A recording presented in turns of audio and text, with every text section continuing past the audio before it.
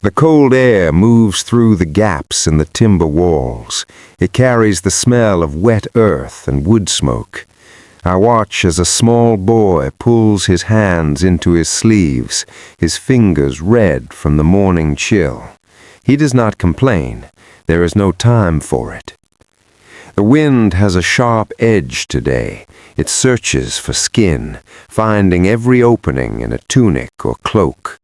In the village, the rhythm of the day is set by this cold. Survival is not a sudden act, but a repetitive one. It is found in the steady movement of a needle and the pulling of a thread. The boy sits near the hearth, where the light is dim. He holds a piece of gray-white cloth. It is stiff and cool to the touch. This is the work that keeps the quiet weight of winter from crushing a house. It is the same work his mother does, and her mother before her. They do not speak of it as a choice. It is simply what must be done before the light fails. One stitch follows another. If the linen is strong, the body remains warm. If the weave is tight, the sickness stays at bay. This is the pattern that holds a life together. In the year 1348, when the great pestilence began to move through the ports and into the cramped streets of the towns, those who survived often did so because of what they wore against their skin. Physicians of the time observed that while heavy wool trapped the sweat and the filth of the air, the smooth, hollow fibers of linen could be stripped away and boiled. It was a shield they did not fully understand, but they trusted its cleanliness.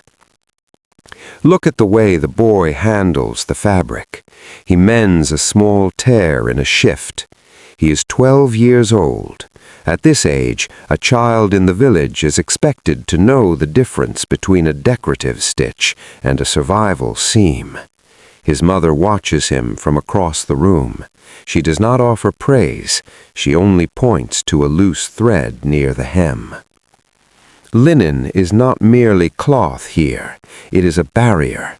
In the damp heat of summer, it wicks the moisture from the skin to prevent the sores that lead to fever. In the winter, it is the first layer, the one that keeps the heavy, coarse wool from irritating the flesh. Without this underlayer, the skin breaks. And in this world, broken skin is an open door for things that cannot be cured.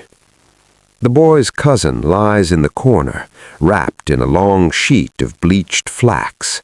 The boy observes how his mother changes the cloth twice a day. She takes the soiled linen to the iron pot outside. Even in the freezing air, the water must be hot. The repetition of washing, drying, and rewrapping is the only medicine they have. There is a tension in the boy's hands as he works.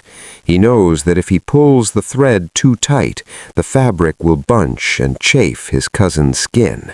If he leaves it too loose, the cold will find its way in. He is learning that his own fatigue is less important than the integrity of the seam. The sun begins to drop behind the tree line. The shadows in the hut grow long and heavy. The boy finishes the last stitch and bites the thread clean. He runs his thumb over the mend. It is flat and firm. Outside, the neighbors are gathered near the well. They speak of the coming frost and the price of grain.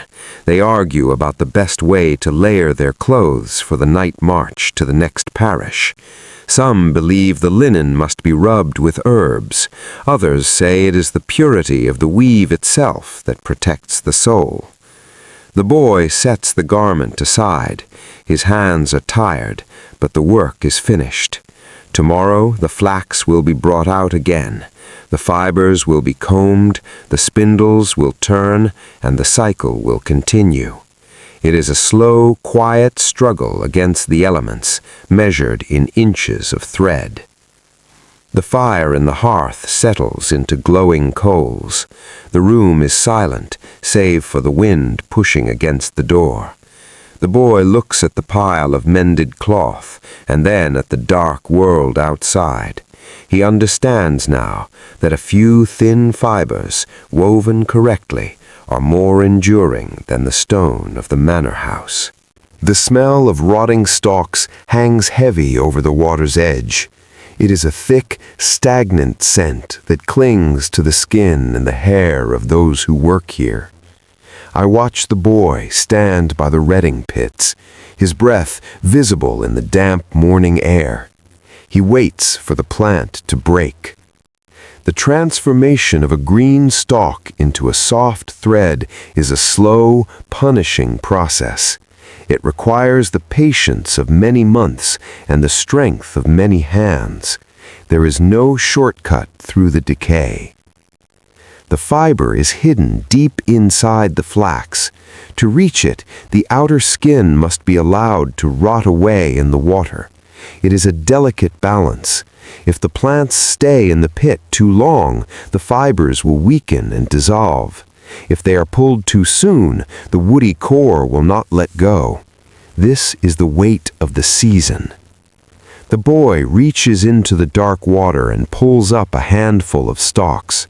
He peels back the slime with his thumb to see the pale, golden strands beneath. He has seen his mother do this every year. It is a knowledge passed through the hands, not through books. In the chronicles of the great trade centers like Bruges and Ghent, linen was the foundation of wealth. By the middle of the 14th century, the demand for European flax had created a landscape of constant labor. Entire villages were organized around the timing of the harvest and the quality of the water in their streams. A bad retting season meant a year of cold skin and empty pockets. The boy carries the wet bundles to the grass to dry.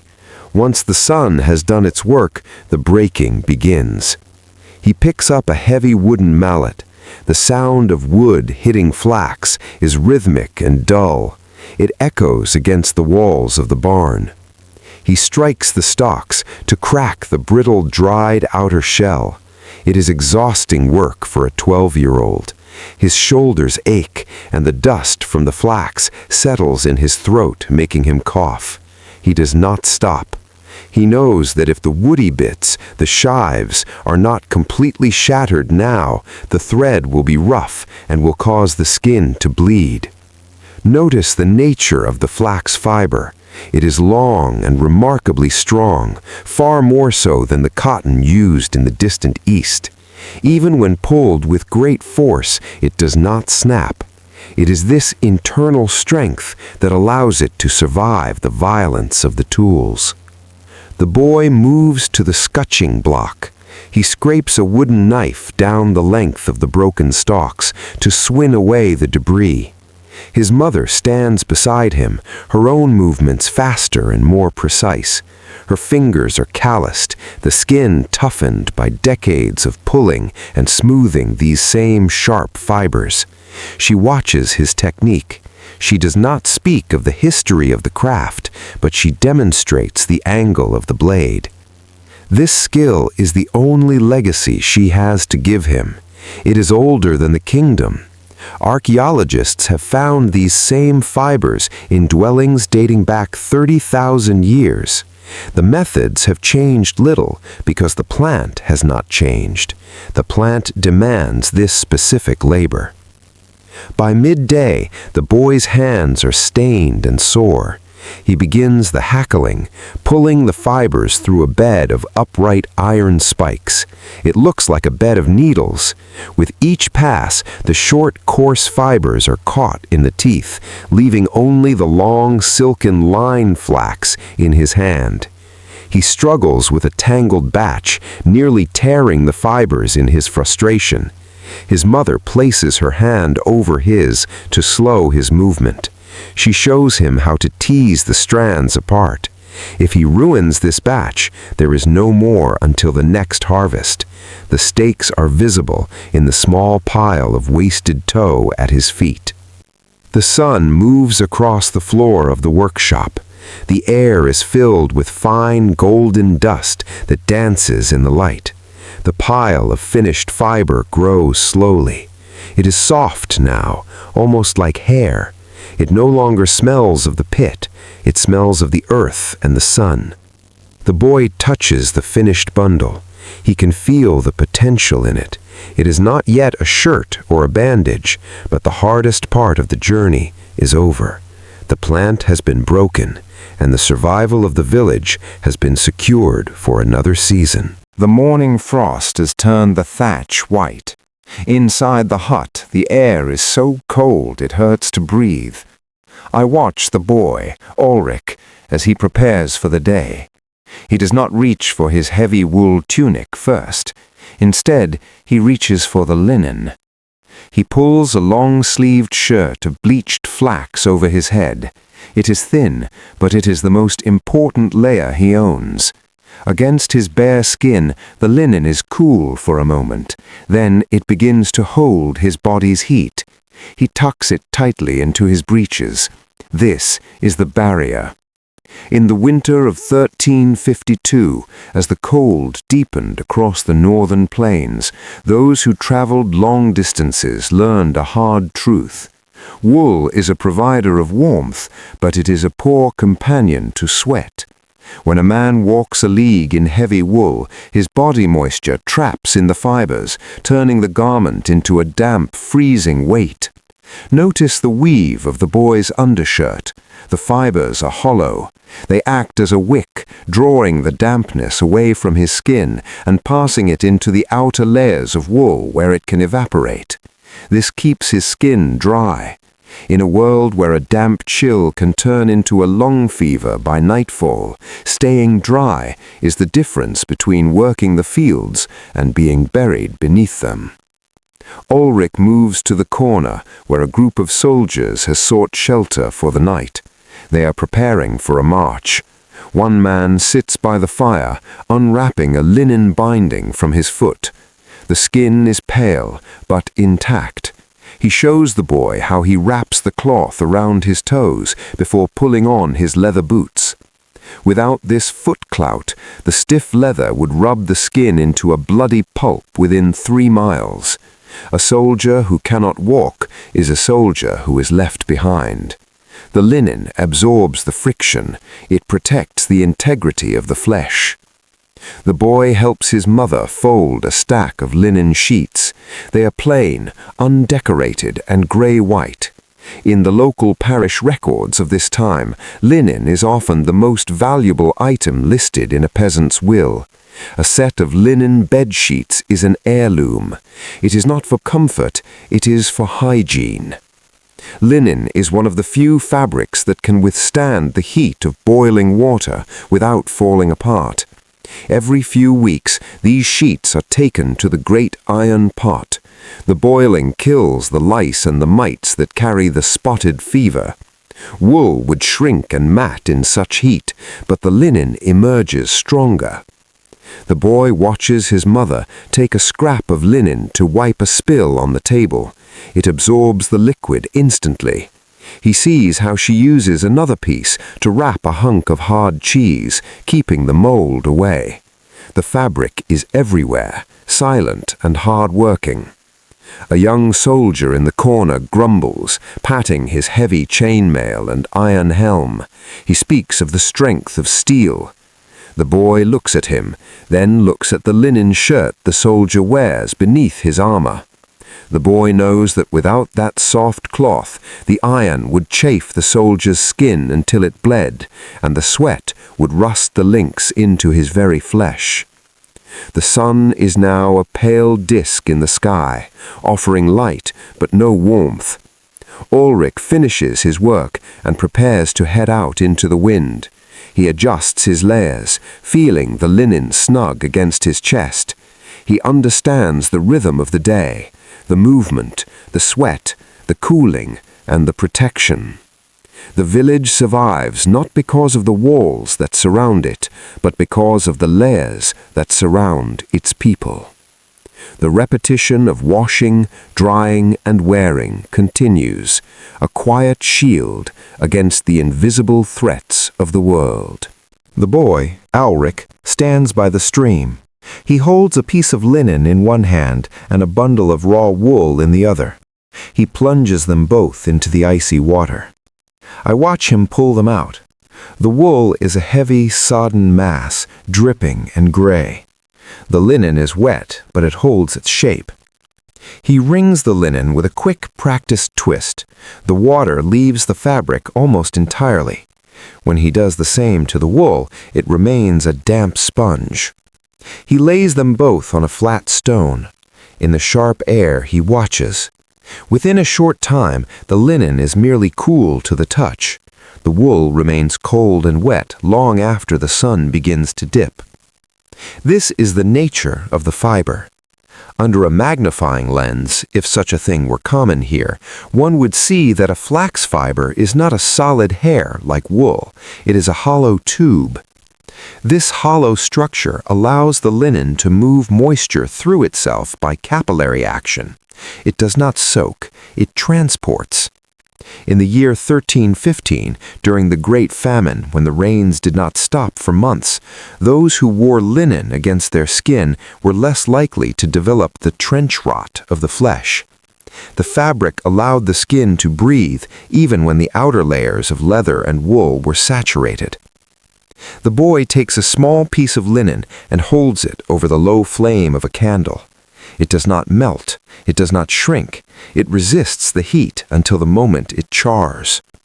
He compares this to a strand of silk he saw once at the market, which curled and shriveled at the first hint of fire. The heat-conducting properties of linen are the reason it feels cool in the July harvest. It moves heat away from the body more than 5 times faster than wool and 18 times faster than silk. It is a thermal regulator. In the winter, layered beneath wool, the still air trapped inside those hollow fibers acts as an insulator. The boy does not know the word for insulation, but he knows that a linen shirt makes his wool tunic feel twice as thick. There is another quality to the fabric that the village elders discuss with a certain reverence. Linen is naturally resistant to the growth of bacteria. In the damp corners of the hut, where wool grows mold and leather turns green with rot, the linen remains clean. Peasants have observed that wounds wrapped in old soft linen heal without the sour smell that often follows a wool bandage. They credit the purity of the flax plant. In reality, the absence of moisture and the structure of the fiber provide no place for the rot to take hold. The boy picks up the dried linen from the stone. It is slightly stiffer than when it was wet. This is the silica in the plant. It gives the fabric a structural strength that increases when it is damp. Unlike almost every other material in his world, linen is stronger when it is wet than when it is dry. Alric walks back toward the hut, rubbing the fabric between his fingers. He is testing the grit of it. He has noticed that the more the linen is washed, the softer it becomes. The fibers do not break down, they refine. A shirt that has been worn for 10 years is more comfortable than one that is new. The light is fading. The boy watches his mother prepare a poultice for a neighbor's burn. She uses the oldest, thinnest linen she has. She knows it will not stick to the raw flesh. She knows it will let the heat out of the wound. The repetition of these tests, the soaking, the drying, the mending, confirms what the village has known for generations. The fiber is a tool of precision. It is a material that works with the body rather than against it. The village smells of dust and damp earth today. It is the time of the communal harvest. Every hand, from the smallest child to the oldest man, is turned toward the flax fields. I watch the boy, Alric, as he bends low to the ground. He does not use a scythe. To cut the flax would be to waste the length of the fiber that lives within the root. Instead, he reaches for the base of the stalk and pulls. The resistance of the earth is steady. The boy leans his weight back, feeling the roots snap and the stalks give way. He gathers them into bundles. This is the first of many stages where the village must act as one. If the flax is harvested too early, the fibrous will be fine but weak. Too late, and they become coarse as rope. In the 14th century, the guild system began to tighten its grip on the quality of cloth. In the great weaving centers, inspectors would travel from house to house to ensure that no one was mixing inferior tow with high-grade line flax. But here in the village, the inspection is done by the neighbors. If one family rets their flax in a way that fouls the shared stream, the entire community suffers. The boy moves to the retting pits. A heavy rain has fallen, and the water level is rising. There is a quiet urgency in the movements of the men. If the pits overflow, the fermenting stalks will be swept away, taking months of labor with them. Alric grabs a heavy stone and places it atop a floating bundle, his feet sinking into the cold, gray mud. Notice the organization of the labor. The men handle the heavy breaking and the transport. The women handle the spinning and the fine weaving. The children handle the cleaning and the weeding. In the evenings, the spinning bee takes place. The women gather in one house to save on the cost of candles and wood. The sound of the spindles is a constant low hum, a background noise to the history of the village. It is here that stories are told and marriages are arranged, all while the fingers never stop moving. The thread must be kept even. A single lump in the yarn will create a weak point in the loom. Alric watches a dispute near the scutching block. Two men argue over the angle of the wooden knife. One follows the old way, a heavy strike that clears the shives quickly but risks bruising the fiber. The other favors a lighter, repetitive stroke.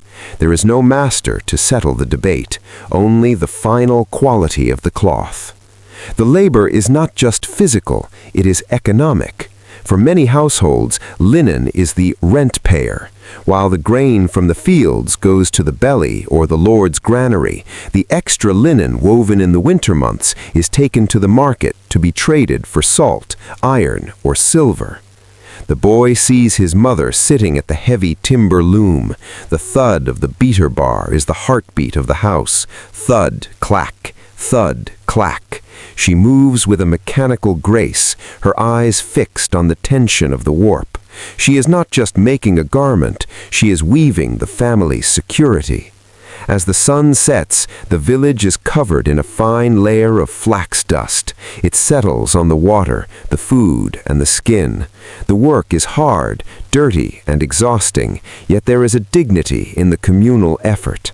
No king records the names of those who pull the flax, but without them, the kingdom would go cold and naked.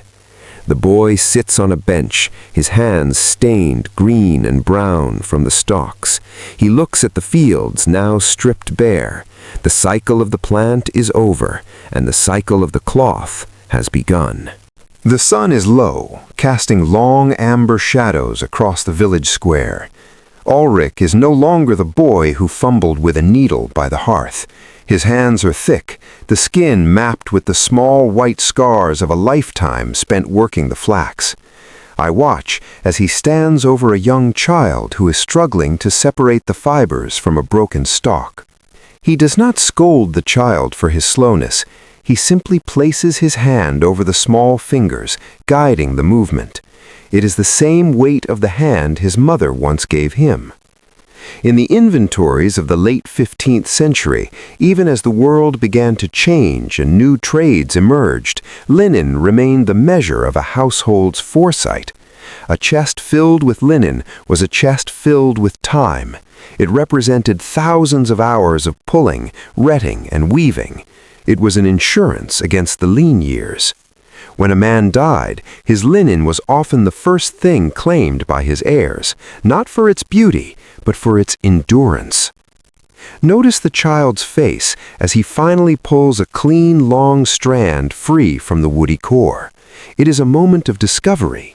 He is learning that survival is built of small, patient acts. He is learning that the cloth he wears is not a gift, but a result of his own labor and the labor of those who came before him. The medieval world was one of transience. Crops failed, kings fell, and the plague returned with the warmth of the spring. Yet the linen persisted. A well-made shirt could outlive the man who wore it, passing to a son and then a grandson, becoming softer and more reliable with every washing.